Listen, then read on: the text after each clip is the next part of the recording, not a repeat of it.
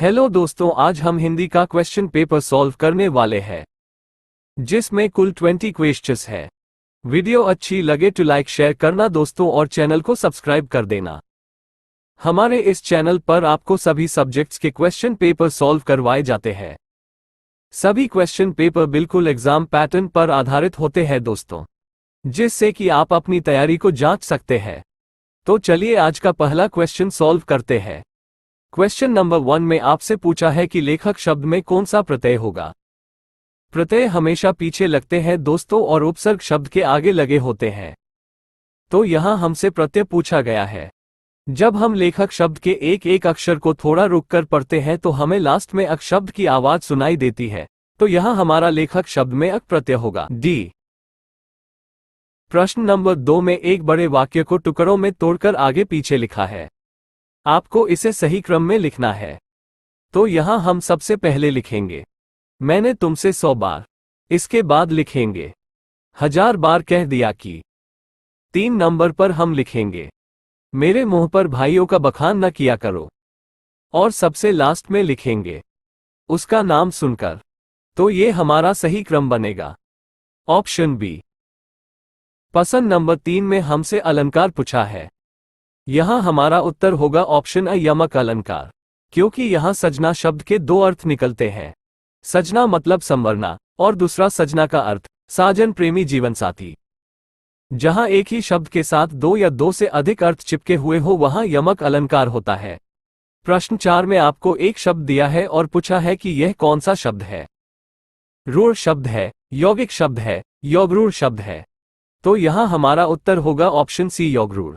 यौगरूढ़ शब्द की परिभाषा क्या होती है? ऐसा शब्द जिसका निर्माण अलग अलग शब्दों से मिलकर हुआ हो और विशेष अर्थ में एक पुरा में शब्द बनता हो।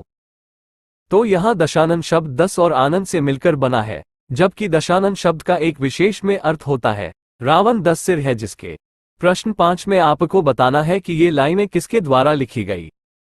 तो इस प्रश्न का हमारा उत्तर होगा प्रेमचंद। प्रश्न 6 में आपको मुझे शब्द दिया है और सर्वनाम पूछा है।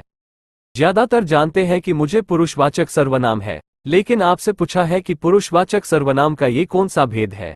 तो जिस सर्वनाम शब्द से किसी और की बजाय स्वयं वक्ता या लेखक का बोध हो वह उत्तम पुरुषवाचक सर्वनाम होता है। तो हमारा उत्तर होगा ए। प्रश्न 7 में आपसे सूर्य शब्द का स्त्रीलिंग पूछा है। इसका हमारा उत्तर होगा ऑप्शन बी सूर्या। प्रश्न 8 में अशना शब्द का अर्थ पूछा है। अशना का अर्थ होता है कामना, अभिलाषा, इच्छा। उत्तर ऑप्शन सी। 9 में आपसे दर्प का पर्यायवाची पूछा है, जिसका उत्तर होगा ऑप्शन बी अहंकार। प्रश्न 10 में आपको अनेक शब्दों के लिए एक शब्द दिया है। जिसका कोई भी शत्रु न हो उसे क्या कहते हैं? अजात शत्रु। प्रश्न 10 में आपको खाली स्थान दिया है।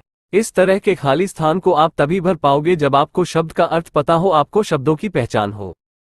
बैंक में जो खाता होता है उसे हम आवर्ती जमा खाता कहते हैं। यहां हमारा उत्तर होगा ऑप्शन बी। प्रश्न 13 में आपको एक मुहावरा दिया है नाश कर देना। इसका अर्थ होता है पानी फेर देना। Option C. प्रश्न 12 में आपको उतुंग शब्द दिया है। आपको बताना है कि उसे शुद्ध रूप में कैसे लिखा जाएगा। यहां हमारा उत्तर होगा ऑप्शन सी उतुंग। प्रश्न 14 में आपको 4 भाषाएं दी गई है। आपको बताना है कि बृजबुली के नाम से कौन सी भाषा जानी जाती है। इसका हमारा सही उत्तर होगा ऑप्शन डी पुरानी बांग्ला। प्रश्न 15 में हमें दीनानाथ शब्द में समास का नाम बताना है। दीनानाथ का विग्रह होगा दीन है जो नाथ, दीन के समान है जो नाथ। जिस समास के विग्रह में है जो तथा के समान आदि शब्दों का प्रयोग हो वहां कर्मधारय समास होता है। उत्तर ऑप्शन ए। प्रश्न 16 में आपको लोकोक्ति दी गई है। इसका अर्थ आपको बताना है। इसका उत्तर होगा ऑप्शन बी। प्रश्न 17 में वाक्य का प्रकार बताना है। इसमें वाक्य के आरंभ और अंत दोनों भाग में एक ही व्यक्ति पर बात हो रही है, तो यहां मिश्र वाक्य होगा ऑप्शन सी। प्रश्न 18 में आपको बताना है कि कौन सा वाक्य शुद्ध है, सही है। इसका हमारा उत्तर होगा सी। प्रश्न 19 में संधि विच्छेद पूछा है। तेजो में एक विसर्ग संधि है। इसका राइट आंसर होगा ऑप्शन सी।